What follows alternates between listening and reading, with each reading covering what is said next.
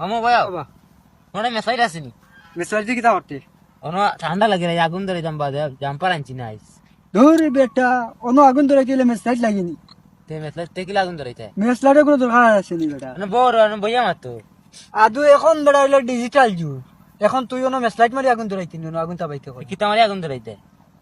মেসাইড নাইলে আগুন ধরবো গেলে খের দেখবে না হায় রে খের হইলো করে কিতো হইলো আমার কাছে বেটা বড় ঔষধ আছে কিতা আগুন তো কিলা ধরাইবা তুমি মারমু